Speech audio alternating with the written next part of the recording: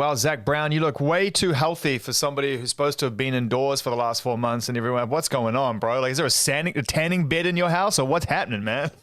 Man, I've been on the lake as much as I can. I've just been out with the kids and, been outdoors as much as possible. Actually, probably more outdoors since I'm not living in a tour bus than I have been, being at home. I've really enjoyed this At Home with Playlist series because I get to dive into your life through the music that you've chosen and what you love. And this is a hell of a playlist, bro.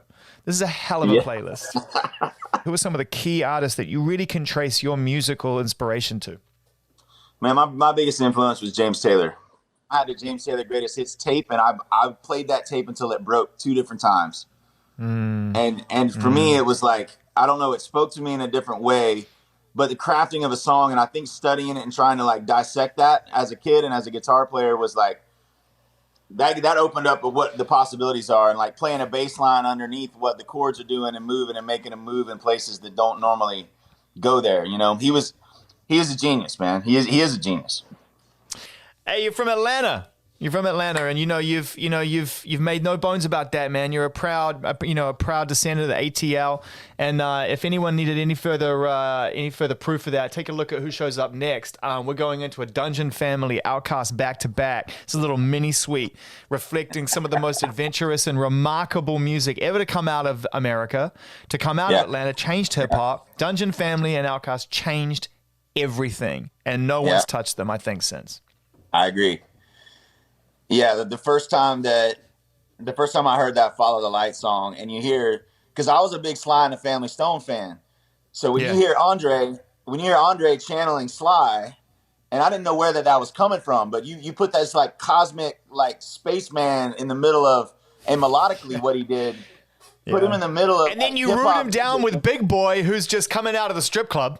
He's just coming out of the strip club. So they're meeting in the middle of the street. Here's Andre, who's wearing the funky, crazy spaceman Sly clothes, and here's Big Boy, who's literally just throwing ones around.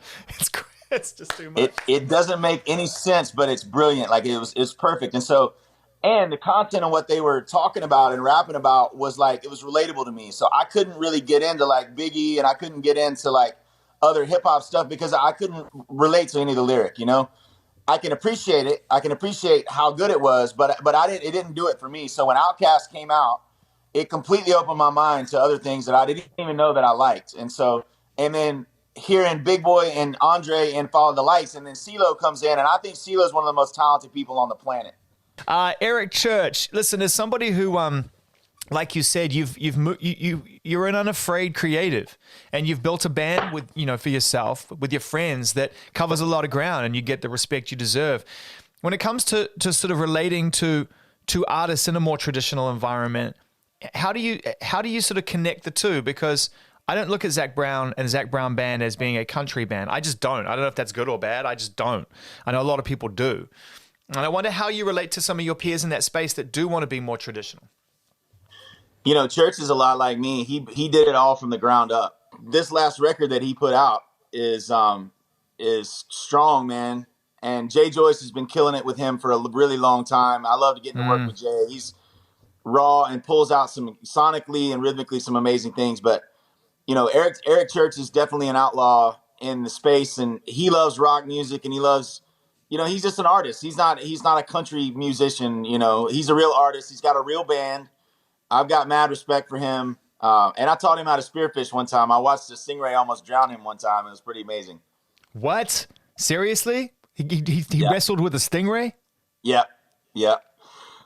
I just look over and he's just doing like a whirl. He's just like going in circles and like coming up for air and trying to breathe and everything. And he had a hold of the stingray. Because he'd speared the stingray and the stingray wasn't having it. Yeah, it was like this. We were using them for bait. So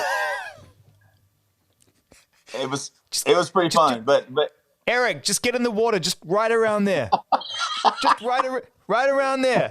No, a little bit to the left. We had so much fun. How did you learn how to spearfish?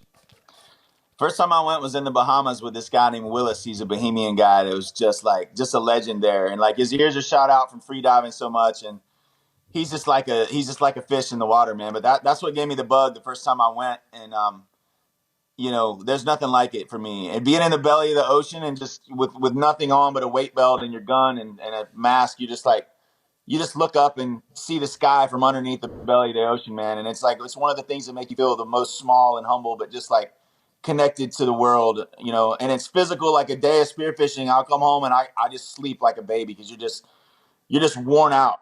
All right, we're going to finish with Adele because you always finish with Adele. It's Adele. You always do. She doesn't go anywhere else, but either at the very start or at the very end. Man, You never put her in let the me tell middle. you real quick my Adele story.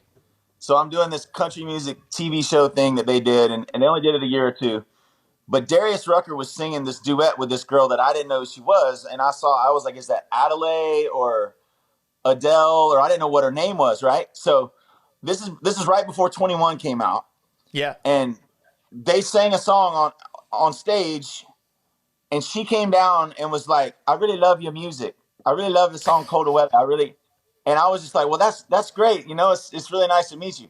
Had I known that like 6 months later, I probably would have just jumped on her like a spider monkey and just wrapped my legs around her and just, you know, I had no idea that I was gonna just be in love with this voice and this music coming from this lady, man. I had no clue. And so now it's just like maybe one day I'll get to meet her and tell her that story, but I didn't even know what to say. I had no reference. I was just like, oh, it's nice to meet you too. Cool. See you later.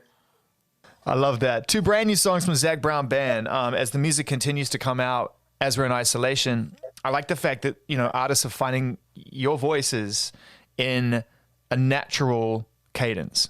That it wasn't like, oh, we're in isolation now, everybody just put music out to stay in the picture. It was like, no, we'll put it out when we're ready. And we really want to say something. And I can imagine it was the same for you, that you didn't want to rush it, even though everything had slowed down. Yeah, it was really nice. And about a year ago, I finally put a studio at my house, which I've never had.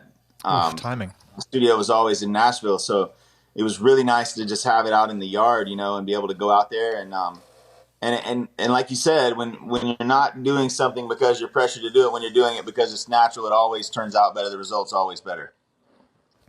So these songs, I mean, these are deep songs. In particular, one of them, "The Man Who Loves You the Most," is it's a big record, and it's got a lot of the kind of intricacies that we love about storytelling, and specifically in country music, and actually in hip hop as well, where you can paint a picture with a lot more detail. And I wonder kind of how it was to write this song, because it's a heartbreaker. Yeah, man. My love for my kids is just completely unrivaled from anything I've ever known. And seeing them now, like going from them being in diapers and running around and like brushing their teeth every night, and to now they're a little older, and they're almost taking care of me now. It's like that change has already happened. My oldest is 13, and then knowing that they're going to have their own lives, man. They're going to go out there and they're going to have other people that become really important to them, and so it's terrifying, but it's also a chance. I thought it was beautiful to get a chance to say, no matter what you go through, that I'm the constant, and I was here first, and I love you the most.